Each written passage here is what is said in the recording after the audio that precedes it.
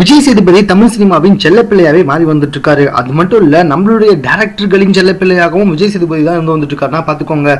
டைரக்டர்களின் செல்வன் அப்படி இப்படின்னு இவருக்கு ஏகப்பட்ட பட்டப்பெயர்கள் ஷூட்டிங் ஸ்பாட்ல கிடைச்சு வந்துகிட்டே இருக்கான். இது எல்லாத்துக்கும் என்ன காரணம் அப்படின்னு சொல்லி பாத்தீங்கன்னா, விஜய் சேதுபதிக்கு ஒரு சின்ன பட்ஜெட்டே போதுங்க. அந்த சின்ன பட்ஜெட்லயே வந்துட்டு எந்த படம் எடுத்தாலும் அந்த படம் ஹிட்டாவும் ஆயிடும், ஏகப்பட்ட கலெக்ஷனும் கொடுத்துரும். அதனால தற்போது விஜய் சேதுபதி கிட்ட அது டஜனுக்கும் மேலாக படங்கள் இருந்து வந்துட்டு இருக்கு. மேலும் இவர் நடிப்புல ஒவ்வொரு ஆண்டும் கிட்டத்தட்ட 10 படங்களாவது வெளிவந்து பட்டையை கிளப்பிட்டாங்க வந்துட்டு இருக்கு.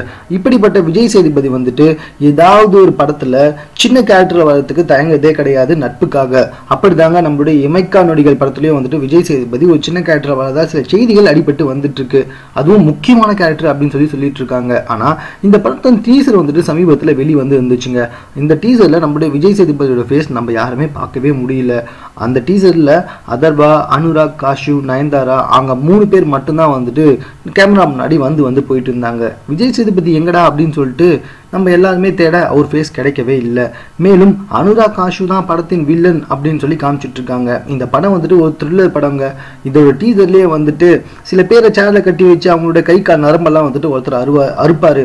ஒருவேளை அந்த அறுக்கும் நபர் தான் விஜய் சேதுபதியா இருப்பாரோ? இந்த படம் வந்துட்டு ஒரு சைக்கோ கொலைகாரனை மையமாக வைத்து எடுக்கப்பட்ட படம். அந்த சைக்கோ கொலைகாரனாக எதுக்காக விஜய் சேதுபதி இருக்கக்கூடாது?